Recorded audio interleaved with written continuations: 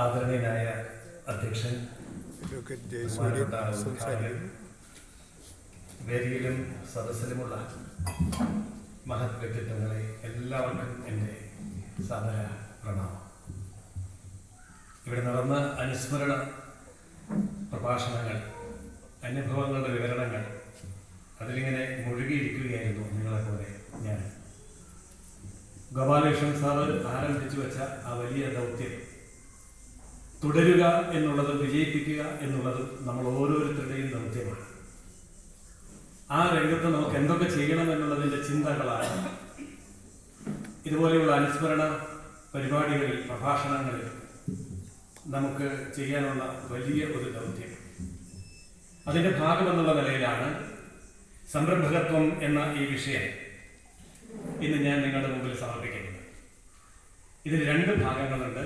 അതിൻ്റെ ആദ്യത്തെ ഭാഗം എന്തിനാണ് സംരംഭകത്വം എന്നുള്ളത് നമ്മളെ ഒന്ന് ബോധ്യപ്പെടുത്തുന്നതിന് വേണ്ടിയും, രണ്ടാമത്തേത് എങ്ങനെയാണ് സംരംഭകത്വം പ്രായോഗികമാക്കുക എന്നുള്ളതുമാണ്. ഇതൊക്കെ പറയുമ്പോൾ വലിയ ദീർഘമായൊരു പ്രഭാഷണമാണ് എന്നൊന്നും കരുതരുത്. ഇപ്പോൾ എത്ര മണിക്കൂറുകളായി നിങ്ങൾ ഇവിടെ ഇരിക്കുന്നു എന്നുള്ളത് എനിക്കറിയാം. AC ഇല്ല, ഫാനില്ല, നല്ല ചൂടുണ്ട്. അതുകൊണ്ട് മിനിറ്റുകൾ കൊണ്ട് ഞാനിത് സമാപിപ്പിച്ചുകൊള്ളാം എന്നാദ്യം തന്നെ ഉറപ്പ് നൽകുകയാണ്. ഭാരതീയരായിട്ടുള്ള എല്ലാവർക്കും ബ്രിട്ടീഷുകാരൊക്കെ വരുന്നതിന് മുൻപ് വരെ ഒരു വലിയ ദൗത്യമുണ്ടായിരുന്നു. ലോകത്തിന് സമ്പത്ത് അങ്ങോട്ട് കൊടുക്കുക. എന്നാൽ ബ്രിട്ടീഷുകാർ വന്നതിന് ശേഷം നമ്മുടെ ദൗത്യം തിരിച്ചായി. സമ്പത്ത് ഉണ്ടാക്കുന്നവർക്ക് വേണ്ടി പണിയെടുക്കുകയും അവരുടെ മാസശമ്പളം സ്വീകരിക്കുകയും ചെയ്യുക. കൃത്യമായി പറഞ്ഞാൽ ഭാരതം 250 വർഷങ്ങൾക്ക് മുൻപ് ലോകത്തെ ആകെ സമ്പത്തിന്റെ 67% കൈകാര്യം ചെയ്തിരുന്ന ഒറ്റ രാജ്യമാണ്. ലോകത്താകെയുള്ള സമ്പത്തിന്റെ 67% കേവലം 250 വർഷങ്ങൾക്ക് മുമ്പ് ഭാരതത്തിൽ മാത്രമായിരുന്നു. അതുകൊണ്ടാണ് ലോകത്തെമ്പാടുമുള്ള കൊളോണിയൽ ശക്തികൾ ഭാരതത്തിലേക്ക് വന്നത്. എല്ലാവരും ഭാരതത്തിലേക്കാണ് വന്നത്, മറ്റൊരിടത്തേക്കും അല്ല പോയത്. ചൈനക്കാർ വന്നത്, അറബികൾ വന്നത്, ബ്രിട്ടീഷുകാരും ഫ്രഞ്ചുകാരും ഡച്ചുകാരും പോർച്ചുഗീസുകാരും എല്ലാവരും വന്നത് ഭാരതത്തിലേക്കാണ്. അതിനു മുമ്പ് ഹൂണന്മാരും ശകന്മാരും അങ്ങനെ മുഗളന്മാർ വരെയുള്ളവരും ഭാരതത്തിലേക്കാണ് വന്നത്. യൂറോപ്യന്മാര് കരമാർഗം ഭാരതത്തിലേക്കാണ് വന്നത്. കാരണം ഭാരതം ലോകത്തിന്റെ മുഴുവൻ സമ്പത്തിന്റെയും അറിവിന്റെയും കേന്ദ്രമാണ്. അപ്പോൾ ഭാരതത്തിലേക്ക് വന്നാൽ ഇവിടെ സമ്പത്ത് കിട്ടും എന്നുള്ളത് കൊണ്ട് ഭാരതത്തിലേക്ക് വരാനും പിന്നീട് ഭാരതത്തെ സ്വന്തമാക്കാനും വേണ്ടിയുള്ള നീക്കങ്ങളാണ് ലോകമെമ്പാടുമുള്ള രാഷ്ട്രങ്ങൾ ചെയ്തത്, ചക്രവർത്തിമാർ ചെയ്തത്, ഭരണകൂടങ്ങൾ ചെയ്തത്, കച്ചവട സംഘങ്ങൾ ചെയ്തത്. അങ്ങനെ വന്ന് ഇവിടെ കച്ചവടത്തിന് വേണ്ടി വന്നവർക്ക് ഒരു കാര്യം മനസ്സിലായി. ഇവരുടെ കയ്യിലുള്ള സമ്പത്തിന്റെ, ഇവരുടെ കയ്യിലുള്ള ഭൂമിയുടെ, ഇവരുടെ പാരമ്പര്യത്തിന്റെ, ഇവരുടെ യഥാർത്ഥ ജ്ഞാനത്തിന്റെ വില ഇവർക്ക് അറിഞ്ഞുകൂടാ. അതുകൊണ്ട് ഇവരിൽ നിന്ന് ഇത് മോഷ്ടിക്കാനും കൊള്ളയടിക്കാനും എളുപ്പമാണ്. തുടർന്ന് അവർ അതിനുള്ള കാര്യങ്ങളൊക്കെ നീക്കി അതിവിദഗ്ധമായി, അതീവ ലളിതമായി ഭാരതത്തെ ചൂഷണം ചെയ്തു. നൂറ്റാണ്ടുകൾ നീണ്ടു നിന്ന ആ ചൂഷണത്തിന്റെ ഒടുവിൽ രണ്ടാം ലോകമഹായുദ്ധം കഴിഞ്ഞ് കൊളോണിയൽ മേഖലകളെ, കോളനികളെ ഭരിക്കാനും അത് നടത്താനുമുള്ള ആൾബലവും അർത്ഥവുമില്ലാതെ വന്നപ്പോൾ ഗതികേട് കൊണ്ട് സ്വാതന്ത്ര്യം തന്നിട്ട് പോയതാ. നമ്മൾ ബുദ്ധിമാന്മാരായതുകൊണ്ട് ഇവിടെയുള്ളവർ പറഞ്ഞ് ഞങ്ങൾ പൊരുതി മേടിച്ചതാ, ഞങ്ങൾ രക്തം വീഴാതെ അഹിംസയിൽ കൂടിയൊക്കെ വാങ്ങിച്ചു എന്നാണ് പറയുന്നത്. ഇപ്പോഴും നമ്മളെ അങ്ങനെയാണ് പഠിപ്പിക്കുന്നത്. അങ്ങനെയാണെങ്കിൽ ഈ പഠിപ്പിക്കുന്നവരോട് ചോദിക്കണം, ഇപ്പോഴും സ്വാതന്ത്ര്യം കിട്ടാത്ത 15 രാജ്യങ്ങൾ ബ്രിട്ടന്റെ കീഴിലുണ്ട്. ഇപ്പോഴും സ്വാതന്ത്ര്യം കിട്ടാത്ത 14 രാജ്യങ്ങൾ ഫ്രാൻസിന്റെ കീഴിലുണ്ട്. പിന്നെ നമുക്കെന്താ 47-ൽ സ്വാതന്ത്ര്യം കിട്ടിയത്? നമുക്ക് മാത്രമായിട്ട് കിട്ടിയതല്ല. രണ്ടാം ലോകമഹായുദ്ധത്തിൽ സാമ്പത്തികമായി തകർന്നു പോയ ബ്രിട്ടൻ 100-ലേറെ കോളനികൾക്ക് സ്വാതന്ത്ര്യം കൊടുത്ത കൂടെ ഭാരതത്തിന് കൊടുക്കേണ്ട ഗതികേടുണ്ടായപ്പോ പച്ച മലയാളത്തിൽ പറഞ്ഞ ഇട്ടുപേക്ഷിച്ചു പോയതാണ്. കോൺഗ്രസ്സുകാർ ബുദ്ധിപരമായിട്ട് പറഞ്ഞു ഞങ്ങൾ മേടിച്ചു തന്നതാണ്. ചരിത്ര പുസ്തകത്തിൽ എഴുതിയും വെച്ചു. അതാണെന്നാണ് നമ്മൾ ഇപ്പോഴും ധരിക്കുന്നത്. ഞാനിത് ഇങ്ങനെ പറയാൻ കാരണം ഈ യാഥാർത്ഥ്യങ്ങളിൽ നിന്ന് നമുക്ക് തിരിച്ചറിയേണ്ട ഒരു കാര്യമുണ്ട്. ഈ കോളനി വാഴ്ചയുടെ കാലഘട്ടങ്ങളിൽ നമ്മുടെ കൃഷി നിരോധിച്ചിരുന്നു, വ്യവസായം നിരോധിച്ചിരുന്നു, വിദ്യാഭ്യാസം നിരോധിച്ചിരുന്നു, സാങ്കേതിക വിദ്യകൾ നിരോധിച്ചിരുന്നു, കലകളും സാഹിത്യവും ചരിത്രവും പാടെ നിരോധിച്ചിരുന്നു, നമ്മുടെ സംസ്കാരം നിരോധിച്ചിരുന്നു. അങ്ങനെ നിരോധിക്കാനുള്ള കാരണം എന്താ? സ്വദേശ അഭിമാനം തല ഉയർത്തിയാൽ കൊളോണിയൽ വാഴ്ച അവസാനിക്കും എന്നവർക്ക് അറിയാമായിരുന്നു. അതുകൊണ്ട് ഇതൊക്കെ നിരോധിച്ചു. എന്നിട്ട് അവരുടെ വിദ്യാഭ്യാസ സംവിധാനങ്ങൾ ഉണ്ടായി. മലബാർ മാനുവൽ എഴുതിയ ലോഗൻ വ്യക്തമായി പറയുന്നുണ്ട്, മലബാർ ബ്രിട്ടീഷുകാർക്ക് കീഴടങ്ങുന്ന സമയത്ത് അവിടുത്തെ ക്ഷേത്രാങ്കണങ്ങളിൽ നിലനിന്നിരുന്ന 22,400 വിദ്യാഭ്യാസ സ്ഥാപനങ്ങൾ ഉണ്ടായിരുന്നു. അതിൽ മെഡിക്കൽ കോളേജുകളും എഞ്ചിനീയറിംഗ് കോളേജുകളും യൂണിവേഴ്സിറ്റികളും ഉണ്ടായിരുന്നു എന്ന് നമ്മളാരെങ്കിലും എഴുതിയ കള്ള എഴുതിയെന്ന് പറയാം, ബ്രിട്ടീഷുകാരൻ എഴുതിയതാണ്. അപ്പോൾ ഇതൊക്കെ ഇവിടെ ഉണ്ടായിരുന്നു. പക്ഷേ അതിനൊന്നും ഉപയോഗിക്കാനുള്ള അധികാരം നമുക്കുണ്ടായിരുന്നില്ല. നമ്മളെല്ലാം അവർക്ക് അടിയറ വെക്കേണ്ടി വന്നു. ആ സമയത്ത് ആകെ നമുക്ക് ചെയ്യാൻ കഴിയുമായിരുന്ന ഒരൊറ്റ ജോലി മാസശമ്പളത്തിന് അടിമപ്പണി എടുക്കുക എന്നുള്ളതായിരുന്നു. അങ്ങനെയാണ് 250 വർഷങ്ങൾക്ക് മുമ്പ് നമ്മുടെ പൂർവികന്മാർ മാസശമ്പളം വാങ്ങാൻ തുടങ്ങിയത്. ശമ്പളം കൈനീട്ടി വാങ്ങുന്നതിന് മുമ്പ് ഭാരതത്തിന്റെ ചുമതല എന്തായിരുന്നു? കൈനീട്ടി നിൽക്കുന്നവന്റെ കയ്യിലേക്ക് ശമ്പളം കൊടുക്കുകയായിരുന്നു. പക്ഷേ ഏതാനും നൂറ്റാണ്ടുകളിൽ ഈ ശീലം നമ്മുടെ രക്തത്തിൽ അലിഞ്ഞു ചേർന്ന് കഴിഞ്ഞപ്പോൾ, അത് നമ്മുടെ ജീനുകളിലേക്ക് പാരമ്പര്യമായി പകർന്നപ്പോൾ, ഇന്ന് നമ്മൾ LKG പഠിപ്പിക്കാൻ കൊണ്ടുപോകുന്ന കുട്ടിയോട് പറയുന്ന മന്ത്രമുണ്ടല്ലോ, ആ മന്ത്രം നമ്മൾ തലമുറകളിലേക്ക് കൈമാറാൻ തുടങ്ങി. എന്താണ് ആ മന്ത്രം? നന്നായി പഠിക്കണം, നല്ല ജോലി വാങ്ങണം, നല്ല ജോലിയുള്ള ആളെ കല്യാണം കഴിക്കണം, എന്നിട്ടോ നല്ല കുട്ടികൾ ഉണ്ടാക്കി അവരെ നല്ല വിദ്യാഭ്യാസം കൊടുത്ത് നല്ല ജോലിക്കാരാക്കണം. മാസശമ്പളം മഹത്തരമായിട്ടുള്ള ഒരു മഹാലക്ഷ്യമായി നമ്മൾ സ്വീകരിച്ചത് അടിമത്തത്തിന്റെ കാലഘട്ടത്തിലാണ്. ഈ മാസശമ്പളത്തിൽ നിന്ന് രക്ഷപ്പെട്ടാലോ ലോകം നമ്മൾ ഭരിക്കും. പക്ഷെ ഇത് മനസ്സിലാക്കാത്ത ഒരു ജനവിഭാഗമായി കേരളത്തിലെ ഹിന്ദു സമൂഹം ഇന്നും നിലനിൽക്കുകയാണ്. ഇപ്പോഴും ഹിന്ദു സമൂഹത്തിന്റെ മനസ്സിൽ ഏറ്റവും മഹത്തരമായിട്ടുള്ള ലക്ഷ്യം മാസശമ്പളം തന്നെയാണ്. അങ്ങനെയെങ്കിൽ ഈ മാസശമ്പളത്തിന്റെ കണക്കൊന്ന് പഠിക്കണം. ആ കണക്ക് ഞാൻ വളരെ പെട്ടെന്ന് നിങ്ങളുടെ മുമ്പിൽ മിനിറ്റുകൾ കൊണ്ടുവയ്ക്കാം. കേരളത്തിന്റെ ജനസംഖ്യ 3.5 കോടി. കേരളത്തിലെ സർക്കാർ ഉദ്യോഗസ്ഥന്മാരുടെ എണ്ണം 5,45,423 എന്ന് പറയുമ്പോൾ കേരളത്തിലുള്ള ആകെ ജനസംഖ്യയുടെ 1.56% പേരാണ് കേരളത്തിലെ ഖജനാവിൽ നിന്നും ശമ്പളം വാങ്ങുന്നവർ. 1.56% പേരാണ് കേരള ഖജനാവിൽ നിന്ന് സർക്കാരിന്റെ ശമ്പളം വാങ്ങുന്നത്. 1.5%. ഈ 1.5%-ൽ നേരിട്ടുള്ള സർക്കാർ ഉദ്യോഗസ്ഥന്മാർ 3,77,065. പ്രൈവറ്റ് വിദ്യാഭ്യാസ സ്ഥാപനങ്ങൾ, അതായത് ഇവിടുത്തെ മുസ്ലിം മതസംഘടനകളും ക്രിസ്ത്യൻ മതസംഘടനകളും NSS, SNDP പോലെയുള്ള ഹിന്ദു മതസംഘടനകളും നടത്തുന്ന സ്കൂളുകളിലും കോളേജുകളിലും വിദ്യാഭ്യാസ സ്ഥാപനങ്ങളിലുമായി ആകെ ശമ്പളം വാങ്ങുന്നത് ഹിന്ദു സ്കൂളുകളിലും കോളേജുകളിലും വിദ്യാഭ്യാസ സ്ഥാപനങ്ങളിലുമായി സർക്കാർ ഖജനാവിൽ നിന്ന് ശമ്പളം വാങ്ങുന്നവരുടെ എണ്ണം 12,488. ക്രൈസ്തവ ഇസ്ലാമിക വിദ്യാഭ്യാസ സ്ഥാപനങ്ങളിലൂടെ ഖജനാവിൽ നിന്ന് ശമ്പളം വാങ്ങുന്നവരുടെ എണ്ണം 1,38,574. അതായത് ക്രിസ്ത്യൻ മുസ്ലിം മാത്രം എടുക്കുകയാണെങ്കിൽ അവരുടെ ശമ്പളം വാങ്ങുന്നത് 1,26,086. ഈ കണക്കുകൾ ഞാൻ കൃത്യമായിട്ട് പറഞ്ഞത് ഇതൊക്കെ സർക്കാരിന്റെ സൈറ്റിൽ കിട്ടുന്ന കാര്യങ്ങളാണ്. നിങ്ങൾ ആര് നോക്കിയാലും കിട്ടുന്ന കാര്യങ്ങളാണ്. സർക്കാർ ജോലികളുടെ ശതമാന കണക്ക് 0.5%. അത്രയുള്ളൂ. 0.5%. ഈ 0.5% ജനസംഖ്യക്ക് മാത്രമാണ്, ഹിന്ദു ജനസംഖ്യക്ക് മാത്രമാണ്, കേരളത്തിലെ ഹിന്ദുവിന്റെ 0.5%-ന് മാത്രമാണ് സർക്കാർ ജോലി ലഭിക്കാനുള്ള സാഹചര്യം ഉള്ളത്. കണക്കുകളുടെ അടിസ്ഥാനത്തിൽ. ഇത് കണക്കിന്റെ അടിസ്ഥാനത്തിലാണ്. ഇനി കഴിഞ്ഞ ദിവസം ഇന്നത്തെ മനോരമ, ഇന്ന് 27-ാം തീയതി മലയാള മനോരമയിൽ വന്ന വാർത്ത, ഈ ഉദ്യോഗസ്ഥ ഭരണപരിഷ്കാര വകുപ്പിൽ വിവരാവകാശ രേഖ പ്രകാരം ഒരാൾ കൊടുത്ത ചോദ്യത്തിന് കിട്ടിയ മറുപടിയാണ്. ആ ചോദ്യം ഇതായിരുന്നു: മുഴുവൻ ജീവനക്കാരുടെയും സർക്കാർ ജീവനക്കാരുടെയും കണക്ക് ഇനം തിരിച്ച് നൽകാമോ? ഇതായിരുന്നു കണക്ക്. ചോദ്യം ഇതായിരുന്നു. എന്ന് പറഞ്ഞാൽ 9 തരം സർക്കാർ ജോലിക്കാർ ഉണ്ട്. 1 സ്ഥിരം ജോലിക്കാർ, 2 താൽക്കാലിക ജോലിക്കാർ, 3 കാഷ്വൽ ജോലിക്കാർ, 4 അഡ്ഹോക് ജോലിക്കാർ, 5 ദിവസവേതനം പറ്റുന്ന ജോലിക്കാർ, 6 കരാർ ജോലിക്കാർ, 7 പാർട്ട് ടൈം ജോലിക്കാർ, 8 കണ്ടിജൻസി ജോലിക്കാർ, 9 ഉപകരാർ ജോലിക്കാർ.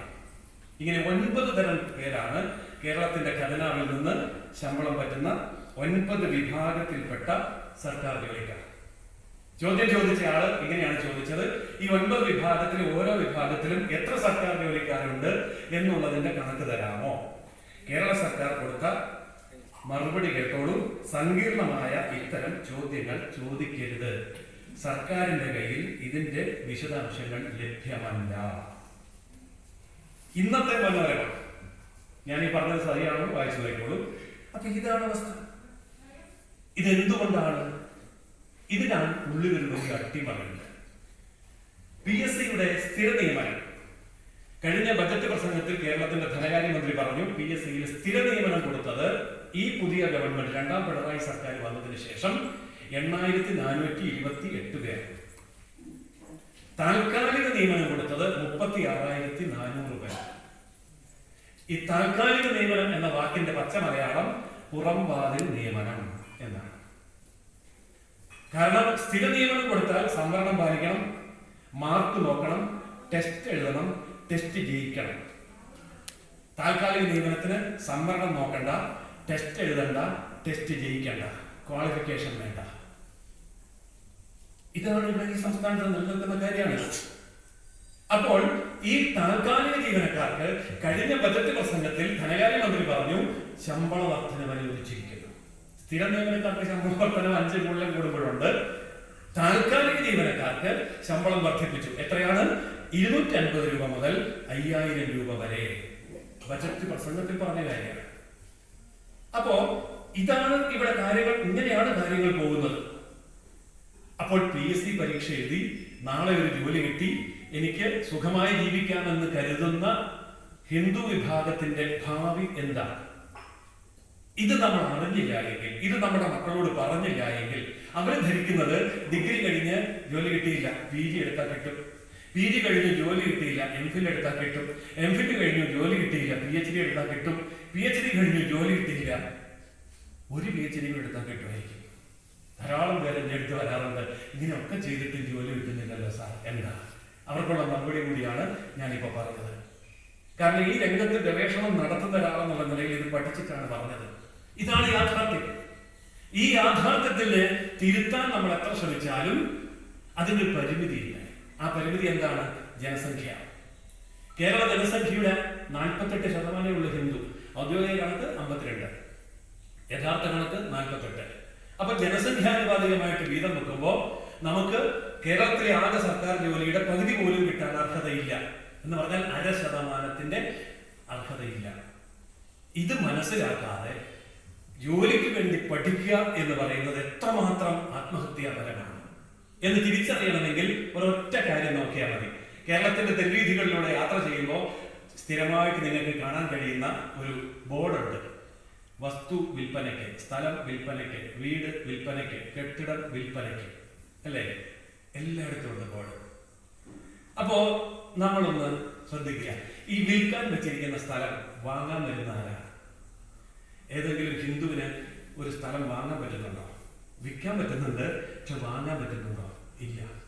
എന്തുകൊണ്ട് വാങ്ങാൻ പറ്റുന്നില്ല? കയ്യിൽ പണമില്ല. എന്തുകൊണ്ട് പണമില്ല? ഇത് ചിന്തിക്കുമ്പോഴാണ് മനസ്സിലാവുന്നത് പണം ആർക്കാണ് കൊടുക്കാൻ കഴിയുക. മാസശമ്പളം വാങ്ങി സമ്പന്നരായ ഒരാളെ കണ്ടുപിടിക്കാൻ പറ്റുമോ? പണ്ട് ബുദ്ധൻ ചോദിച്ച പോലെ ഒരു ചോദ്യം നമുക്ക് സമൂഹത്തോട് ചോദിക്കാം. ഏത്? ആരും മരിക്കാത്ത വീട്ടിൽ നിന്ന് ഒരു പിടി കടുക് കൊണ്ടുവരാമെന്ന് ബുദ്ധൻ ഒരു അമ്മയോട് ചോദിച്ച കഥ നമുക്കറിയാമല്ലോ. എന്ന് പറഞ്ഞ പോലെ സമൂഹത്തിൽ ഇറങ്ങുമ്പോൾ ചുമ്മാ ഈ ചോദ്യം ഒന്ന് ചോദിക്കുക: മാസശമ്പളം വാങ്ങി സമ്പന്നരായ ഒരു വ്യക്തിയെ കാണാമോ എന്ന്? പറ്റില്ല. ലോട്ടറി അടിച്ചിട്ട് ഇപ്പോഴും സമ്പന്നരായി ജീവിക്കുന്ന ഒരു വ്യക്തിയെ കാണാമോ? പറ്റില്ല. കാരണം ഫിനാൻഷ്യൽ മാനേജ്മെന്റ് അറിയാത്തവന്റെ കയ്യിൽ എത്ര വലിയ ലോട്ടറി അടിച്ചാലും പിന്നെ കാണുക എന്ന് പറയുന്ന പോലെ മാസശമ്പളം വാങ്ങി ശീലിക്കുന്ന ഒരാൾക്ക് ഒരിക്കലും സമ്പന്നരാകാൻ പറ്റില്ല. അപ്പൊ നിങ്ങൾ പറയാനല്ല ഞങ്ങളുടെ നാട്ടിൽ മാസശമ്പളം മേടിക്കുന്ന ആൾ സമ്പന്നരായി ഉണ്ടല്ലോ എന്ന് ശ്രദ്ധിച്ചു നോക്കൂ. അവർ വേറെ എന്തെങ്കിലും ചെയ്യുന്നുണ്ടാവും, ബിസിനസ് ചെയ്യുന്നുണ്ടാവും, ഇൻഡസ്ട്രി ഉണ്ടാവും, ഏജൻസി ഉണ്ടാവും, സംരംഭകത്വം അവരിലുണ്ടാവും. അപ്പോൾ സംരംഭകത്വത്തിലേക്ക് നമ്മൾ മാറിയില്ല എങ്കിൽ എന്തായിരിക്കും സംഭവിക്കുക? നമുക്ക് നാട് നഷ്ടപ്പെട്ടു പോകും, അധികാരം നഷ്ടപ്പെട്ടു പോകും, ഭാവി നഷ്ടപ്പെട്ടു പോകും. ഭാവി നഷ്ടപ്പെടുമ്പോൾ ഭൂതകാലവും ചരിത്രവും നഷ്ടപ്പെട്ടു പോകും, പൈതൃകം നഷ്ടപ്പെട്ടു പോകും. അതുകൊണ്ട് സംരംഭകന്റെ കയ്യിലാണ് രാജ്യം, ലോകം. നമ്മളെക്കാൾ എത്രയോ ചെറിയ രാജ്യമാണ് ബ്രിട്ടൻ, ഫ്രാൻസ്, ജർമ്മനി. ഈ യൂറോപ്യൻ രാജ്യങ്ങളൊക്കെ ഉണ്ടല്ലോ, നമ്മുടെ ഒരു സംസ്ഥാനത്തിന് വലിപ്പമുള്ളൂ. കർണാടകത്തിന്റെ ഒപ്പം ജനസംഖ്യയുള്ളൂ ബ്രിട്ടൻ, കേരളത്തിന്റെ ഒപ്പം ജനസംഖ്യയുള്ളൂ ഇറ്റലി, ഫ്രാൻസിന്റെ ഒപ്പം ജനസംഖ്യയുള്ളൂ തമിഴ്നാട്. അങ്ങനെ യൂറോപ്പിലെ ഓരോ രാജ്യത്തെയും എടുത്തു നോക്കിയാൽ കേരളത്തിന്റെ ഏതെങ്കിലും ഒരു സംസ്ഥാനത്തിന്റെ അത്ര ജനസംഖ്യയുള്ളൂ. നമ്മുടെ ഉത്തർപ്രദേശിന്റെയും ബീഹാറിന്റെയും കൂടെ ജനസംഖ്യ ഒന്നിച്ചു കൂട്ടിയാൽ അമേരിക്കൻ ജനസംഖ്യയായി. അത്രയുള്ള അമേരിക്ക. ഞാനിതൊരു യൂട്യൂബ് ചെയ്തപ്പോൾ ഒരാൾ എന്നെ വിളിച്ച് പറഞ്ഞു, ആ പറഞ്ഞത് തെറ്റാ കേട്ടോ, അമേരിക്ക വലുത്. ഞാൻ പറഞ്ഞു, ഭൂമിശാസ്ത്രമല്ല ഞാൻ പറഞ്ഞത്, ജനസംഖ്യയാണ്. ഉത്തർപ്രദേശിന്റെയും ബീഹാറിന്റെയും ജനസംഖ്യ ഒന്നിച്ചു കൂട്ടുന്നതാണ് അമേരിക്കൻ ഐക്യനാടുകളുടെ ജനസംഖ്യ. വടക്കേ അമേരിക്കൻ ഭൂഖണ്ഡത്തിലെ മുഴുവൻ രാജ്യങ്ങളും, തെക്കേ അമേരിക്കൻ ഭൂഖണ്ഡങ്ങളിലെ മുഴുവൻ രാജ്യങ്ങളും, യൂറോപ്പിലെ മുഴുവൻ രാജ്യങ്ങളും, ആഫ്രിക്കയിലെ മുഴുവൻ രാജ്യങ്ങളും, ഓസ്ട്രേലിയ, അതിന് ചുറ്റുമുള്ള 18 ദ്വീപ് രാജ്യങ്ങളും, ഏതാണ്ട് ഏഷ്യ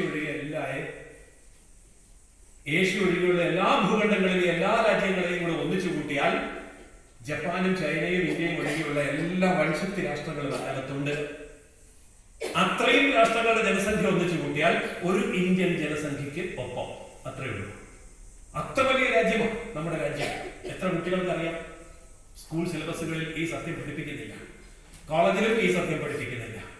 കാരണം ഈ സത്യം പഠിച്ചാൽ ഭാരതീയൻ ആരാണെന്ന് അവൾ തിരിച്ചറിയും, ആനയ്ക്ക് ആനയുടെ ബലം മനസ്സിലാവും. അതുകൊണ്ട് പഠിപ്പിക്കില്ല. ന്യൂ എഡ്യൂക്കേഷൻ പോളിസിയൊക്കെ വരുമ്പോഴെങ്കിലും ഇത് പഠിപ്പിക്കും എന്ന് നമുക്ക് ആഗ്രഹിക്കാം. അപ്പോൾ എത്ര വലിയൊരു രാജ്യത്താണ് നമ്മൾ ജീവിക്കുന്നത്, എത്ര വലിയ സമ്പത്തിന്റെ മുകളിലാണ് നമ്മൾ ജീവിക്കുന്നത്. ഇത് വളരെ പ്രധാനപ്പെട്ട ഒരു കാര്യം. ഭഗവാൻ രജനീഷ് ഓഷോ അദ്ദേഹം വസ്ത്രം ധരിക്കുമ്പോൾ 3 കോടി രൂപയുടെ വസ്ത്രമായിരുന്നു ധരിച്ചുകൊണ്ടിരുന്നത്. അദ്ദേഹത്തിന് 5 റോൾസ് റോയ്സ് കാറുകൾ സ്വർണം പൂശിയതുണ്ടായിരുന്നു. സ്വർണം പൂശിയ 3 ജെറ്റ് വിമാനങ്ങൾ ഉണ്ടായിരുന്നു. അപ്പോൾ ഒരു പത്രലേഖകൻ ഒരാൾ അദ്ദേഹത്തോട് ചോദിച്ചു, ഈ ദരിദ്ര രാജ്യത്തിരുന്നുകൊണ്ട് നിങ്ങൾ ഇത്ര വലിയ ആർഭാടം കാണിക്കുന്നത് അനീതിയല്ലേ, എന്തിനു വേണ്ടിയാണ്? അപ്പൊ അദ്ദേഹം പറഞ്ഞു, അല്ല, ഞാൻ മാതൃക കാണിക്കുകയാണ്. എന്ത് മാതൃക? എന്നെ പോലെ 3 കോടി രൂപയുടെ വസ്ത്രം ധരിക്കാനും 5 റോൾസ് റോയ്സ് കാർ സ്വർണം പൂശാനും 3 ജെറ്റ് വിമാനങ്ങൾ സ്വർണം പൂശി യാത്ര ചെയ്യാനുമുള്ള സമ്പത്ത് ഈ ഭാരതത്തിലെ ഓരോരുത്തർക്കുണ്ട്. എനിക്കത് അറിയാവുന്നത് കൊണ്ട് ഞാനിത് ഉപയോഗിക്കുന്നു, ബാക്കിയുള്ളവർക്ക് അത് അറിയത്തില്ല, അറിയുമ്പോൾ ഉപയോഗിച്ചോളൂ. ഇതാണ് അദ്ദേഹം കൊടുത്ത മറുപടി. തമാശയല്ല, സത്യമാണ്. ഇത് തിരിച്ചറിയണമെങ്കിൽ നമുക്ക് സംരംഭകത്വം വേണം. നമ്മുടെ നാട്ടിൽ ഒരു ഉത്സവം നടക്കുമെന്നിരിക്കട്ടെ, നമ്മുടെ നാട്ടിൽ പൊതുവായിട്ടുള്ള പരിപാടി നടക്കുമെന്നിരിക്കട്ടെ, ഒരു നല്ല കാര്യം ചെയ്യാൻ ഒരുങ്ങുമെന്നിരിക്കട്ടെ, ആ സമയത്ത് നമ്മൾ സംഭാവന തിരിക്കാൻ വേണ്ടി ആരുടെ അടുത്താണ് പോകുന്നത്? കർഷകന്റെ അടുത്താണോ പോകുന്നത്? മാസശമ്പളക്കാരന്റെ അടുത്താണോ പോകുന്നത്? പോവുമായിരിക്കും. പോയാൽ വല്ലതും കിട്ടുമോ? കർഷകൻ എന്തെങ്കിലും സംഭാവന തരാനുള്ള ശേഷിയുണ്ടോ? മാസശമ്പളക്കാരന് സംഭാവന തരാനുള്ള ശേഷിയുണ്ടോ? ഉണ്ടായിരിക്കും. പക്ഷെ ആ കിട്ടുന്ന ആ വരുമാനം കൊണ്ട് നമുക്ക് എന്തെങ്കിലും കെട്ടി ഉയർത്താൻ പറ്റുമോ? പറ്റില്ലല്ലോ. അപ്പൊ ആരാണ് സംഭാവന തരുന്നത്? സമൂഹത്തിന്റെ പുനർരചനയ്ക്ക് വേണ്ടി ആർക്കാണ് സംഭാവന ചെയ്യാൻ കഴിയുന്നത്? സംരംഭകന് മാത്രം. അയാൾ ചിലപ്പോൾ ബിസിനസ്സുകാരനായിരിക്കാം, ചിലപ്പോൾ വ്യവസായി ആയിരിക്കാം, ചിലപ്പോൾ ഫ്രാഞ്ചൈസി ആയിരിക്കാം, ചിലപ്പോൾ ഏജൻസി ആയിരിക്കാം, പക്ഷെ ഒരു സംരംഭകനാണ്. അപ്പൊ സംരംഭകന് മാത്രമേ സംഭാവന ചെയ്യാൻ പറ്റൂ, അതിനുള്ള സമ്പത്ത് ഉണ്ടാക്കാൻ പറ്റൂ. അവരുടെ സംഭാവനയെ ആശ്രയിച്ചു നിന്നുകൊണ്ട് മാത്രമേ സമൂഹത്തിന്റെ പുനർസംരചന നടത്താൻ പറ്റൂ. അതുകൊണ്ട് സംരംഭകത്വം എന്ന് പറയുന്ന മഹത്തായ ദൗത്യത്തിലേക്ക് നമുക്ക് ചെല്ലാൻ കഴിയണം, അത് ഏറ്റെടുക്കാൻ കഴിയണം. 2 കൈയുള്ള മനുഷ്യനെ ഭൂമിയിൽ സൃഷ്ടിച്ചിട്ട് നമ്മുടെ വേദങ്ങൾ മനുഷ്യനോട് പറയുന്ന ഒരു കാര്യമുണ്ട്, ശതഹസ്തേന സമാഹര സഹസ്രഹസ്തേന വികിര. 100 കൈ കൊണ്ട് വാരിക്കൂട്ടുക, 1000 കൈ കൊണ്ട് വിതരണം ചെയ്യുക. ആകെ 2 കൈ തന്നിട്ടുള്ളൂ. എന്നിട്ടാണ് ഈ വർത്തമാനം പറയുന്നത്. അതെന്താ അതിന്റെ അർത്ഥം? 100 കൈ കൊണ്ട് വാരിക്കൂട്ടുക, ശതഹസ്തേന സമാഹര എന്ന് പറഞ്ഞാൽ 100 ഇൻകം സോഴ്സുകൾ ഉണ്ടാക്കുക, വരുമാന മാർഗങ്ങൾ ഉണ്ടാക്കുക. എന്നിട്ടോ അതിനെ പലതായി പല മടങ്ങായി വലുതാക്കിയിട്ട് 1000 ഇടങ്ങളിൽ റീഇൻവെസ്റ്റ് ചെയ്യുക. സഹസ്രഹസ്തേന വിജയ. ഇത്രയും വലിയ മാനേജ്മെന്റ് ഇത്രയും വ്യക്തമായി നമ്മുടെ വേദങ്ങൾ നമ്മളോട് പറയുമ്പോഴും അതൊന്നും കാണാതെ ത്യജിക്കാനും കൊടുക്കാനും ഉപേക്ഷിക്കാനും ഉള്ള ഉപദേശങ്ങൾ നമ്മൾ കേട്ടുകൊണ്ടിരിക്കുകയാണ്. അങ്ങനെ ഉപദേശിക്കുന്നവരോട് ചോദിക്കണം, ത്യജിക്കണമെങ്കിൽ, കൊടുക്കണമെങ്കിൽ, ദാനം ചെയ്യണമെങ്കിൽ, ഉപേക്ഷിക്കണമെങ്കിൽ ആദ്യം വല്ലതും ഉണ്ടാക്കി വെക്കണ്ടേ, സമ്പാദിക്കണ്ടേ? അങ്ങനെ സമ്പാദിക്കാനുള്ള ശാസ്ത്രം നമ്മുടെ മക്കളെ പഠിപ്പിക്കണ്ടേ? 100 ചാർട്ടേഡ് അക്കൗണ്ടന്റുമാരുടെ ഒരു പ്രോഗ്രാം എറണാകുളത്ത് എന്നെ ക്ലാസ് എടുക്കാൻ വേണ്ടി വിളിച്ചു. ഒരു വലിയ സീനിയർ ആയിട്ടുള്ള ചാർട്ടേഡ് അക്കൗണ്ടന്റ് ആണ്. അദ്ദേഹത്തിന്റെ ഓഫീസിൽ 100 ജൂനിയേഴ്സ് ഉണ്ട്. അത് വലിയ സംഭവമൊന്നുമല്ല. ആസ്ട്രേലിയയിലെ ഒരു ചാർട്ടേഡ് അക്കൗണ്ടന്റിന്റെ കീഴിൽ 12,000 ജൂനിയേഴ്സ് ഉണ്ട്. എന്റെ സുഹൃത്താണ്. അദ്ദേഹം പറഞ്ഞു, ഞാൻ ഓസ്ട്രേലിയയിലാണ്, എന്റെ ഓഫീസ് ചാർട്ടേഡ് അക്കൗണ്ടന്റ് ആണ്, 12,000 ജൂനിയേഴ്സാണ് എന്റെ കീഴിൽ വർക്ക് ചെയ്യുന്നത്. അപ്പം ഈ എറണാകുളത്ത് 100 എന്നൊക്കെ പറഞ്ഞ ഒന്നുമല്ല. അപ്പൊ ഈ 100 പേരുടെ കയ്യിൽ കോഡ്ലെസ് മൈക്ക് കൊടുത്തിട്ട് ഞാൻ അവരോട് ചോദിച്ചു, നിങ്ങൾക്ക് എന്ത് ചെയ്യണമെന്നാണ് ആഗ്രഹം? 100 പേരെ കൊണ്ട് മറുപടി പറയിപ്പിച്ചു. കൃത്യം എനിക്ക് അറിയാൻ വേണ്ടിയാണ്. 100-ൽ 100 പേരും പറഞ്ഞത് ഏതെങ്കിലും ഒരു കമ്പനിയിൽ ജോലിക്ക് കയറണം എന്നാണ്. ഈ കയ്യിൽ കിട്ടിയിരിക്കുന്ന ആ വലിയ ബിരുദം എന്താണെന്ന് പോലും അവർക്ക് അറിയില്ല. 15,000 രൂപയ്ക്ക് MBBS ഡോക്ടറെ കിട്ടും കേരളത്തിൽ. 15,000 രൂപയ്ക്ക് 8-10 വർഷം എക്സ്പീരിയൻസ് ഉള്ള MBA കാരനെ കിട്ടും. 3,000 രൂപയ്ക്ക് പഠിപ്പിക്കുന്ന സ്കൂൾ പ്രിൻസിപ്പാൾമാരെ ഞാൻ കണ്ടിട്ടുണ്ട്. 3,000 രൂപ മാസം സ്കൂളിന്റെ പ്രിൻസിപ്പാൾ, CBSE സ്കൂളിന്റെ പ്രിൻസിപ്പാൾ ഞാൻ കണ്ടിട്ടില്ല. അപ്പോ എന്താണ് കാരണം? ഈ പറഞ്ഞ മാനസിക അടിമത്തമാണ്, മാസശമ്പളത്തിന്റെ മാനസിക അടിമത്തമാണ്. അപ്പോൾ അവിടെ ഒരു സംരംഭകത്തിലേക്ക് വരണമെങ്കിൽ നമ്മൾ വിദ്യാഭ്യാസ രംഗത്ത് തന്നെ നമ്മുടെ മക്കളോട് പറഞ്ഞു കൊടുക്കേണ്ട കാര്യം, 3 തരം വിദ്യാഭ്യാസ രീതികൾ ഉണ്ട്. 3 തരം ഡിഗ്രികളും ഡിപ്ലോമകളുമാണ് നിങ്ങൾക്ക് ലഭിക്കുന്നത്. അതിൽ number 1 professional, number 2 service, number 3 research. ഇത് മക്കളെ ഒരു 8ാം ക്ലാസ് ആകുമ്പോഴെങ്കിലും നമ്മൾ പറഞ്ഞു പഠിപ്പിക്കണം. എന്നിട്ട് അവരോട് പറയണം, നിങ്ങൾ ഇതിൽ ഏത് മേഖലയിലേക്കാണ് പോകുന്നത്. എന്താണ് പ്രൊഫഷണൽ? ഏതെങ്കിലും ഒരു ഡിപ്ലോമയോ പ്രൊഫഷണൽ ഡിഗ്രിയോ കിട്ടിയാൽ സ്വന്തമായിട്ടൊരു സ്ഥാപനം തുടങ്ങി ലോകം മുഴുവൻ അതിനെ വളർത്തി ലക്ഷക്കണക്കിനോ ആയിരക്കണക്കിനോ എത്ര വേണമെങ്കിലും പേർക്ക് അതിൽ ജോലി കൊടുത്ത് അവർക്ക് ശമ്പളം അങ്ങോട്ട് കൊടുക്കാൻ കഴിയുന്ന യോഗ്യതയുടെ പേരാണ് പ്രൊഫഷണൽ ഡിപ്ലോമ അല്ലെങ്കിൽ പ്രൊഫഷണൽ ഡിഗ്രി. എന്നാൽ സർവീസിലാണെങ്കിലോ ഇത് ചെയ്യാൻ പറ്റില്ല. IAS കിട്ടിയ ഒരു കുട്ടിക്ക് സ്വന്തമായിട്ട് കളക്ടറേറ്റ് തുടങ്ങാൻ പറ്റില്ല. IPS കിട്ടിയാൽ സ്വന്തമായിട്ട് പോലീസ് സ്റ്റേഷൻ തുടങ്ങാൻ പറ്റില്ല. അല്ലെങ്കിൽ ഇന്ത്യൻ ഫോറിൻ സർവീസ് വിജയിച്ചാൽ സ്വന്തമായിട്ട് എംബസി തുടങ്ങാനും പറ്റില്ല. സർക്കാർ ജോലി തന്നാൽ മേടിക്കാം, ശമ്പളം കിട്ടിയാൽ വാങ്ങാം, അത്രയേ ഉള്ളൂ. എന്താ കാരണം? അത് സർവീസ് സെക്ടറാണ്. ഇനി എത്ര പഠിച്ചാലും ജോലി കിട്ടാത്തൊരു മേഖലയുണ്ട്, ശമ്പളം കിട്ടാത്ത മേഖലയുണ്ട്. മലയാളിക്ക് അറിയാൻ വയ്യാത്തൊരു മേഖലയാണ് റിസർച്ച്. പഠിക്കുക, എഴുതുക, ഗവേഷണം, നിരീക്ഷണം, പഠനം ഇതൊക്കെ നടത്തുക, പേപ്പർ പ്രസന്റേഷൻ ചെയ്യുക, പുസ്തകങ്ങൾ എഴുതുക, ലേഖനങ്ങൾ എഴുതുക, പ്രഭാഷണങ്ങൾ നടത്തുക, റിസർച്ച്. ഒരു കാലത്തും ജോലി കിട്ടുക എന്ന് ഉറപ്പുള്ളത്. പക്ഷെ അറിയില്ല. അതിനും പഠിക്കാൻ പോവുകയാണ് ലക്ഷക്കണക്കിന് ആൾക്കാർ. ജോലി കിട്ടാതെ വരുമ്പോഴാണ് അന്വേഷിക്കുന്നത്, ഞാൻ ഇത്രയൊക്കെ പഠിച്ചിട്ട് എന്താ സാർ ജോലി കിട്ടാത്തത്? പഠിച്ചത് റിസർച്ച് കോഴ്സാണ്, ഒരു കാലത്തും ജോലി കിട്ടുക. അപ്പോൾ ഇതൊരു 8ാം ക്ലാസ്സിന് മുമ്പേ നമ്മുടെ കുട്ടികളെ പഠിപ്പിക്കണം ഏത് സെക്ടറിലേക്കാണ് പോവേണ്ടത്, അങ്ങനെയാണെങ്കിൽ എന്താ പഠിക്കേണ്ടത്, പഠനശേഷം എന്താ ചെയ്യേണ്ടത്.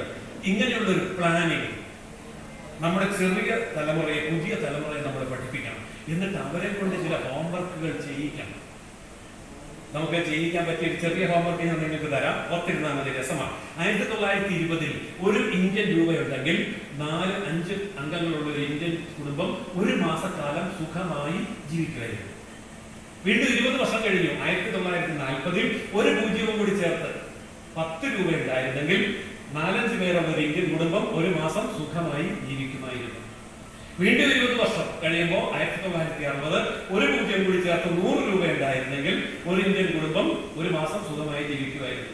വീണ്ടും 20 വർഷം കഴിഞ്ഞു. ഏത് വർഷം? 1980 ഒരു 0 കൂടി ചേർത്ത് 1000 രൂപ ഉണ്ടായിരുന്നെങ്കിൽ ഒരു ഇന്ത്യൻ കുടുംബം ഒരു മാസം സുഖമായി ജീവിക്കായിരുന്നു. വീണ്ടും 20 വർഷം കഴിയുമ്പോൾ 2000 ആണ്ട് 1 പൂജ്യം കൂടി ചേർത്ത് 10,000 രൂപയുണ്ടെങ്കിൽ ഒരു ഇന്ത്യൻ കുടുംബം സുഖമായി ജീവിക്കായിരുന്നു. വീണ്ടും 20 വർഷം കഴിയുമ്പോൾ 2020, ഇപ്പൊ 2025, 1 പൂജ്യം കൂടി ഇട്ട് നോക്കൂ. 1 ലക്ഷം രൂപയുണ്ടെങ്കിൽ ഒരു 5 പേരുള്ള കുടുംബം സുഖമായി ജീവിക്കുമോ? ഞാൻ ഒരിക്കലും ഒരു സദസ്സിൽ ചോദ്യം ചോദിച്ചപ്പം ഭൂരിപക്ഷം പേര് കൈപൊക്കിയിട്ട് പറഞ്ഞു ജീവിക്കും എന്നാണ്. അപ്പോൾ ഞാൻ അവരോട് പറഞ്ഞു, 2000 എന്ന വർഷത്തിന് മുമ്പ് നമ്മൾ ഈ 10,000 രൂപ കൊണ്ട് സുഖമായി ജീവിക്കുന്ന കാലത്ത് നമ്മുടെ വീട്ടിൽ പണം മിച്ചമുണ്ടായിരുന്നു. മിച്ചമുള്ള പണം കൊണ്ട് സ്വർണം വാങ്ങിക്കുമായിരുന്നു, സ്ഥലം വാങ്ങിക്കുമായിരുന്നു. ഇപ്പോ സ്വർണം പണയത്തിലാണ്, വരുമാനം ഒത്തിരിയുണ്ട്. ഇപ്പോൾ സ്ഥലം പണയത്തിലാണ്, വരുമാനം ഒത്തിരിയുണ്ട്. ഇപ്പോൾ ചിട്ടി പിടിച്ചതിന്റെ EMI അടയ്ക്കാനുണ്ട്, കാറ് മേടിച്ചതിന്റെ EMI അടയ്ക്കാനുണ്ട്, വീട് വെച്ചതിന്റെ EMI അടയ്ക്കാനുണ്ട്.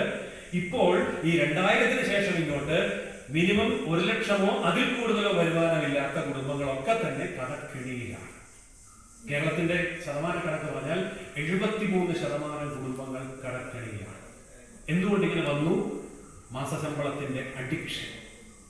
നേരെ മറിച്ച് സംരംഭത്തിലേക്ക് പോയവരോ അവർക്ക് ഈ പ്രശ്നമില്ല, അവർക്ക് പണം മിച്ചമുണ്ട്. അതുകൊണ്ട് വിൽക്കാൻ വെച്ചിരിക്കുന്ന സ്ഥലം ആരാ വാങ്ങാൻ വരുന്നത്? സംരംഭകരാണ് വാങ്ങാൻ വരുന്നത്. അപ്പൊ ചിലര് പറയും സംരംഭകരെല്ലാം മുസ്ലിങ്ങളാണ്.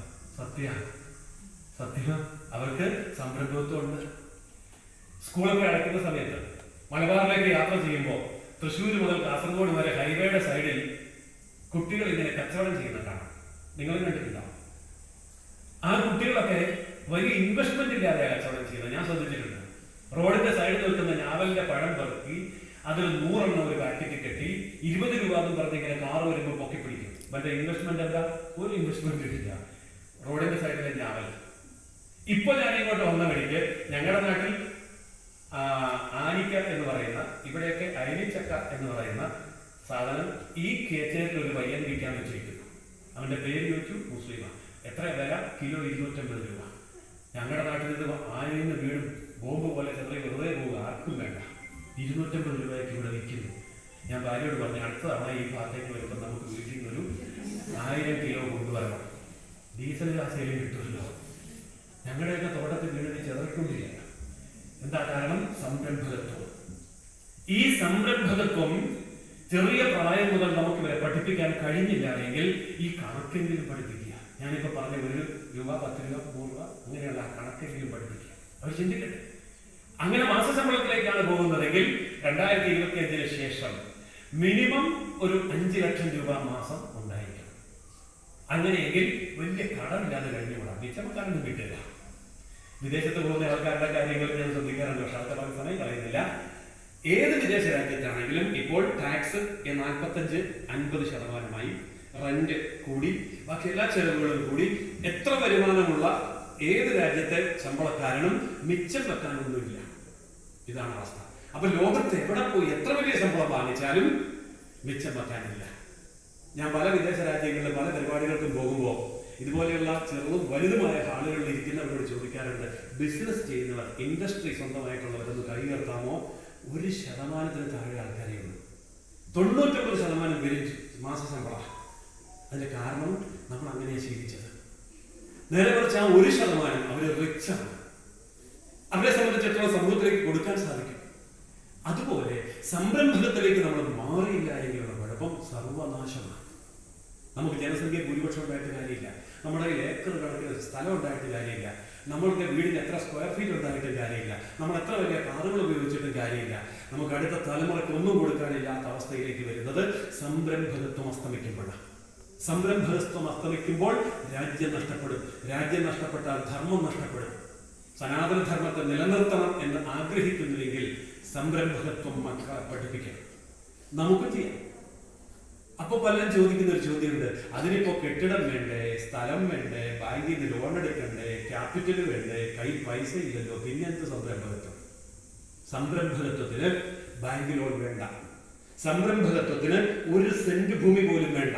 സംരംഭകത്വത്തിന് കെട്ടിടമോ വാടക കെട്ടിടമോ വേണ്ട. സംരംഭകത്വത്തിന് സംരംഭക മനസ്സ് മാത്രം മതി. ഇത് ഒരു തെറ്റിദ്ധാരണയാണ്. അതുകൊണ്ടാണ് ഞാൻ വ്യക്തമായി പറഞ്ഞത്. സംരംഭകത്വത്തിന് പണം വേണ്ട, സ്ഥലം വേണ്ട, കെട്ടിടം വേണ്ട, ക്യാപിറ്റൽ വേണ്ട, ആശയം മാത്രം മതി. നിങ്ങൾ കേട്ടിട്ടുണ്ടല്ലേ ഓയോ റൂംസ്? ഓയോ റൂംസ് എന്ന് പറയുന്ന കോടാനുകോടികളുടെ ടേൺ ഓവറുള്ള വമ്പൻ ബിസിനസ് നടത്തുന്ന ആ കമ്പനിയുടെ ഉടമസ്ഥന് ഒരു കെട്ടിടം പോലും സ്വന്തമായിട്ടില്ല. വല്ലവരുടെയും കെട്ടിടം, വല്ലവരുടെയും ഹോട്ടൽ മുറി, വല്ലവർക്കും കൊടുക്കുന്നതിന് ഇടനിലക്കാരനായി നിൽക്കുന്ന ആ ഇന്റർനെറ്റിലെ ആപ്പ് ഉണ്ടല്ലോ, മൊബൈൽ ആപ്പ്, ആ ആപ്പ് ഉണ്ടാക്കാനുള്ള ഐഡിയ ആണ് അയാളുടെ ക്യാപിറ്റൽ. ഈ ഐഡിയ നമ്മുടെ മക്കളുടെ കയ്യിലുണ്ട്, നമ്മുടെ കയ്യിലുണ്ട്. ഈ ഐഡിയ ഉപയോഗിച്ചാൽ മതി.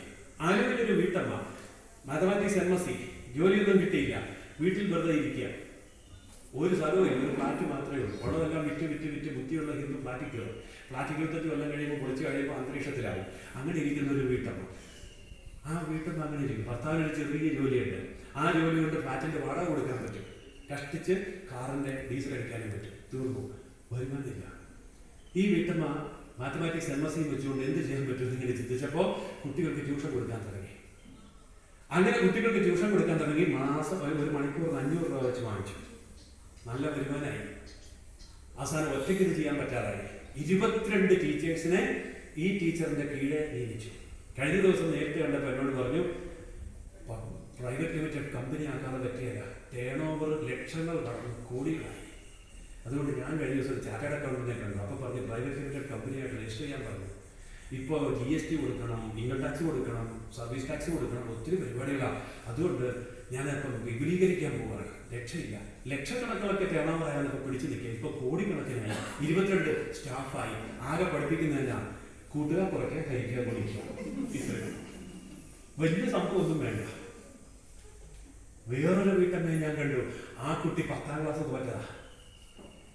ഭർത്താവിന് ഇങ്ങനെ ജോലിയൊന്നുമില്ല. ഈ വീട്ടമ്മ ചെയ്തത് എന്താണെന്നറിയാമോ? 51 മലയാളാക്ഷരം പഠിപ്പിക്കും ഇന്റർനെറ്റിൽ കൂടെ. അവർക്കിപ്പം മാസ വരുമാനം 45 ലക്ഷം രൂപ മാസം വരുമാനം. ആ മുതൽ വരെ 51 അക്ഷരം പഠിപ്പിക്കും, 45 ലക്ഷം രൂപ മാസ വരുമാനം. കെട്ടിടമില്ല, ബാങ്ക് ലോണില്ല, വാടക കെട്ടിടമില്ല, സ്റ്റാഫില്ല, ഒന്നുമില്ല, ഒരു മൊബൈൽ, ബാക്കി ആശയം. ഞാൻ എന്തുകൊണ്ട് എക്സാമ്പിൾ പറഞ്ഞേ ഉള്ളൂ. നിരവധി കാര്യങ്ങൾ ഇതുപോലെ ചെയ്യാൻ പറ്റും. ഈ സംരംഭകത്വമാണ് നമ്മൾ നമ്മുടെ തലമുറകളിലേക്ക് കൊടുക്കേണ്ടത്. ഈ സംരംഭകത്വമാണ് നമ്മൾ സ്വയം നടപ്പിലാക്കേണ്ടത്. ഇതൊരു ഹോബിയായിട്ട് എടുത്താൽ മതി. സീരിയസ് ആയിട്ടുള്ള ഒരു ഹോബിയായിട്ട് ഇതിനെ എടുത്താൽ രസകരമായിട്ട് നമുക്ക് വർക്ക് ചെയ്യാം. നമുക്ക് സൗകര്യമുള്ളത് വർക്ക് ചെയ്താൽ മതി. ഞാനിപ്പോൾ പ്രസംഗം പഠിപ്പിക്കുന്നുണ്ട്. അടുത്ത പഞ്ചായത്ത് ലക്ഷം വരിക. രാഷ്ട്രീയ പ്രസംഗം പഠിക്കാൻ ഒത്തിരി പേർക്ക് ഇഷ്ടമുണ്ട്. അപ്പോൾ എനിക്ക് സമയം കിട്ടുന്ന എപ്പോഴാണ്? രാത്രി 10 മണിക്കാണ്. അപ്പം ഞാൻ ഈ രാഷ്ട്രീയക്കാരോട് പറഞ്ഞു, നിങ്ങളെ ഞാൻ പഠിപ്പിക്കാൻ ആരും അറിയില്ല, വീട്ടിലിരുന്നാൽ മതി. ഭയങ്കര സന്തോഷം. ഞാൻ രാത്രി 10 മണി മുതൽ 11 മണി വരെ രാഷ്ട്രീയ പ്രസംഗം ഓൺലൈനിൽ പഠിപ്പിക്കും. എല്ലാ ജില്ലയിൽ നിന്നും ആൾക്കാർ പഠിക്കാൻ വരുന്നുണ്ട്. ആർക്കെങ്കിലും പഠിക്കണേ എന്നെ വിളിച്ചാൽ മതി, അഡ്മിഷൻ തരാം. അപ്പോൾ ഇതൊരു മാർക്കറ്റിംഗും കൂടെയാണ്, അതും സംരംഭത്വമാണ്. വലിയ മുടക്കമുണ്ടോ? എല്ലാ പരിപാടിയും കഴിഞ്ഞ് വീട്ടിൽ ചെന്ന് 1 മണിക്കൂർ താമസിച്ച് കിടന്നാൽ മതി. കുറച്ച് പൈസ ഉണ്ടാക്കി വെച്ച് കിടക്കാം. നാട്ടിൽ കുറേ നേതാക്കന്മാരെ ഉണ്ടാക്കാം. സംരംഭത്വമാണ്. നമുക്കറിയാവുന്ന ജോലി മാർക്കറ്റ് ചെയ്താൽ മതി. ഇങ്ങനെ ചെയ്ത നിരവധി ആൾക്കാരുണ്ട്. ഏറ്റവും മിടുക്കന്മാർ ജ്യോത്സ്യന്മാരാണ്. ഞാൻ എക്സാമ്പിൾ പറയുന്നല്ലോ, ജ്യോത്സ്യന്മാരെ, മന്ത്രവാദികൾ, ഇവർക്കൊക്കെ ഇതിന്റെ കാര്യങ്ങൾ വളരെ ഭംഗിയായിട്ട് അറിയാം. നല്ല മാർക്കറ്റ്. അങ്ങനെയെങ്കിൽ കുറെ കൂടി നല്ല കാര്യങ്ങൾ നമുക്ക് കുറെ കൂടി ഭംഗിയായിട്ട് ചെയ്തുകൂടെ? ഇത് സൈഡായിട്ട് ചെയ്യാം. മക്കൾ സ്കൂളിൽ പഠിക്കട്ടെ, കോളേജിൽ പഠിക്കട്ടെ, അവരതിനുള്ള പൈസയും ഇതുപോലെ ഉണ്ടാക്കട്ടെ. അതിനുള്ള ഐഡിയ അവർക്ക് കൊടുത്താൽ മതി, അവർക്ക് ചെയ്യാൻ പറ്റും. എന്തുകൊണ്ടാണ് മയക്കുമരുന്ന് വ്യാപകമാകുന്നതെന്ന് അറിയുമോ? മയക്കുമരുന്നിന് ലഹരി ഉള്ളതുകൊണ്ടാണ്. ലഹരിക്ക് വിരുദ്ധമായിട്ട് ഈ ബാനർ വിളിച്ചുകൊണ്ട് ഒരു കാര്യമില്ല. പരസ്യം കൂടുതലുള്ളൂ ലഹരിക്ക്. ലഹരി കച്ചവടക്കാരനായിട്ട് എനിക്ക് ബന്ധമുണ്ട്, പോലീസ് പറയണ്ടേ. അപ്പൊ അയാൾ പറയാം, പരസ്യത്തിന് ഒരു പൈസയും കൊടുക്കേണ്ട സാറേ, എന്നും വാർത്തയല്ലേ. മാർക്കറ്റിങ്ങിന് ഒരു ചെലവുമില്ല. മാർക്കറ്റിംഗ് എക്സിക്യൂട്ടീവ് വേണ്ട, മാർക്കറ്റിംഗ് മാനേജർ വേണ്ട, ഓഫീസ് വേണ്ട, രജിസ്ട്രേഷൻ വേണ്ട, ടാക്സ് കൊടുക്കണ്ട, എല്ലാം സർക്കാർ ചെയ്ത് തരുന്നുണ്ട്. എന്ന് പത്രം എടുത്താലും TV എടുത്താലും ഞങ്ങളെ കുറിച്ചുള്ള പരസ്യം ഭയങ്കര ഡിമാൻഡാണ് എന്നാണ്. അപ്പോഴാണ് പറഞ്ഞത്, പോലീസുകാരും എക്സൈസുകാരും കൂടി ഇപ്പോൾ കൂടിയിട്ടുണ്ട് ഞങ്ങളുടെ കൂടെ, അവർക്ക് ഞങ്ങൾ ശമ്പളം കൊടുത്തുകൊണ്ടിരിക്കുക. പിന്നെ അറിഞ്ഞത് മന്ത്രിക്ക് ശമ്പളം കിട്ടുന്നതെന്ന്. നല്ല നല്ല മേഖലയാണ്. ഞാൻ ഈ പറഞ്ഞത് ഈ എന്തുകൊണ്ടാണ് ലഹരിക്ക് വിരുദ്ധമായിട്ട് ചെയ്യാവുന്ന ഏറ്റവും നല്ല കാര്യം സംരംഭകത്വം എന്ന ലഹരി നമ്മുടെ മക്കളെ പഠിപ്പിക്കും. പിന്നെ ഒരു ലഹരിയിലേക്ക് അവർ തിരിയില്ല. അല്ലെങ്കിൽ ഏതെങ്കിലും നല്ല ബിസിനസ്സുകാരുടെ മക്കള് കഞ്ചാവ് കഴിക്കുന്നത് കണ്ടിട്ടുണ്ടോ? MDMA ഉപയോഗിക്കുന്നത് കണ്ടിട്ടുണ്ടോ? ഇല്ല. ഞാൻ അവർക്ക് ക്ലാസ് എടുക്കുമ്പോൾ അവരോട് ചോദിക്കും, നിങ്ങൾക്ക് എന്താ ഇതൊന്നും വേണ്ടാത്ത? അപ്പോൾ അവർ പറയും, അതിനേക്കാൾ വലിയ ലഹരിയാണ് എൻ്റെ മാതാപിതാക്കൾ എനിക്ക് തന്നിരിക്കുന്നത്. എനിക്ക് ഇത്ര കമ്പനി നോക്കണം, ഇത്ര ഷോറൂം നോക്കണം, ഇത്ര സ്റ്റാഫിനെ നോക്കണം, ഇത്ര കോടി ടേൺ ഓവർ നോക്കണം. അത് കഴിഞ്ഞിട്ട് പിന്നെ എവിടെയാ MDMA കാര്യം ചിന്തിക്കാൻ? അതിനേക്കാൾ വലിയ ലഹരിയാണ്. അപ്പോൾ ലഹരി പറയുന്നത് സംരംഭകത്വത്തോളം വലിയൊരു ലഹരിയില്ല. ആ സംരംഭകത്വത്തിന്റെ ലഹരി പുതിയ കുട്ടികളിലേക്ക് കൊടുക്കാൻ കഴിഞ്ഞാൽ പിന്നെ നമ്മളാരും ഈ ലഹരിയുടെ ഒരു പേടിയും വേണ്ട. മയക്കുമരുന്നിനെ കുറിച്ച് നമുക്ക് പേടിക്കേണ്ട കാര്യമില്ല. അപ്പോ ആ തരത്തിൽ ഈ സംരംഭകത്വത്തെ വീടാന്തരം വ്യക്തികളിലേക്ക്, നമ്മുടെ പുതിയ തലമുറകളിലേക്ക് ആവേശപൂർവ്വം കൊടുക്കാൻ നമുക്ക് നമ്മുടെ പുരാണ ഇതിഹാസങ്ങൾ, നമ്മുടെ വേദങ്ങൾ, നമ്മുടെ ഉപനിഷത്തുകൾ നിരവധി തവണ ഉപദേശങ്ങൾ തരുന്നുണ്ട്. ആ ഉപദേശങ്ങളെ പ്രായോഗികമാക്കി മാറ്റാനുള്ള കർമ്മ പദ്ധതിയാണ് Indian institute of scientific heritage പോലെയുള്ള സ്ഥാപനങ്ങൾ. ഡോക്ടർ എൻ ഗോപാലകൃഷ്ണന്റെ ആ ദീർഘദർശനം നമുക്ക് നൽകുന്നത്.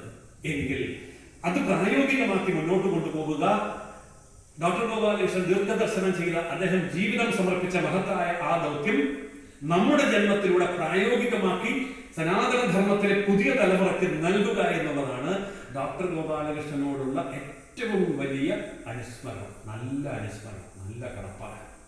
അത് ചെയ്യാൻ നമുക്ക് കഴിയട്ടെ എന്ന് ആശംസിച്ചുകൊണ്ട് ആമുഖമായി ഈ വിഷയം നിങ്ങളുടെ മനസ്സിലേക്ക് സമർപ്പിച്ചുകൊണ്ട് തുടർന്നുള്ള നമ്മുടെ പരിപാടികളിലും കർമ്മമണ്ഡലങ്ങളിലും ഇത്തരം പ്രോഗ്രാമുകൾ വളരെ ഭംഗിയായിട്ട് ചെയ്തുകൊണ്ട് ആയിരക്കണക്കിന് ലക്ഷക്കണക്കിന്, അദ്ദേഹത്തിന്റെ കാര്യങ്ങൾ ലക്ഷക്കണക്കിന് സനാതനധർമ്മ വിശ്വാസികളുടെ പുതിയ തലമുറയെ സംരംഭകരാക്കി ലോകമെമ്പാടും അവരെ എത്തിക്കാൻ നമുക്ക് കഴിയണം. നമ്മുടെ മക്കളെല്ലാം വിദേശത്ത് പോകണമെന്നാണ് ഞാൻ പറയുന്നത്. ഞാൻ വിദേശത്ത് പോലെന്ന് പറയുന്ന ആളല്ല. എല്ലാ രാജ്യത്തേക്ക് പോകണം. തൃണ്ണന്തോ വിശ്വകാര്യം സകല രാജ്യത്തും നമ്മൾ പോയി നിറയട്ടെ. അവിടെ ഒക്കെ സമാധാനം ഉണ്ടാകട്ടെ. ഇല്ലെങ്കിൽ മറ്റേ ആൾക്കാർ പോയി നിറഞ്ഞ അവിടെ മുഴുവൻ കൊലപാതകം ഉണ്ടാകും. അപ്പൊ നമ്മൾ അവിടെ പോകണം, എല്ലാ രാജ്യത്തും പോകണം. വിദേശത്തൊക്കെ പോകുമ്പോൾ എന്ത് സുഖാന്നറിയാമോ? ഹിന്ദുക്കളൊക്കെ ഭയങ്കര ആക്റ്റീവാണ്, അമ്പലങ്ങളൊക്കെ ഗംഭീരമാണ്, ഭയങ്കര ഉത്സവമാണ്, എല്ലാവരും ഒന്നിച്ചു കൂടുന്ന ഉത്സവം നടത്തുന്ന ഇതെല്ലാം കാര്യങ്ങളാണ്. അപ്പോൾ അവർ പറയും, നാട്ടിലാണെങ്കിൽ പല പ്രശ്നങ്ങളുണ്ട്, ഇവിടെ പിരിവുകാരൊന്നും വരികയില്ല, മരിച്ച വീട്ടിൽ പോകണ്ട, കല്യാണം വിളിച്ചാൽ പോകണ്ട, അങ്ങനെ സംഭവത്തിൽ വിടുകയില്ല. ഇവിടെ ആകെ ഈ അമ്പലവും ഉത്സവവും ആക്ടിവിറ്റീസ് മാത്രമേ ഉള്ളൂ. കണ്ടോ, വളരെ പോസിറ്റീവാണ്. അതുകൊണ്ട് ലോകം മുഴുവൻ നിറയട്ടെ നമ്മുടെ അടുത്ത തലമുറ. ലോകത്തെ മുഴുവൻ സംരംഭങ്ങളും അതിന് നേതൃത്വം കൊടുക്കാൻ നമുക്ക് സാധിക്കട്ടെ. ലോകത്തെ രാഷ്ട്രങ്ങളുടെ നേതൃത്വത്തിലേക്ക് കടന്നു വരാൻ നമുക്ക് കഴിയട്ടെ.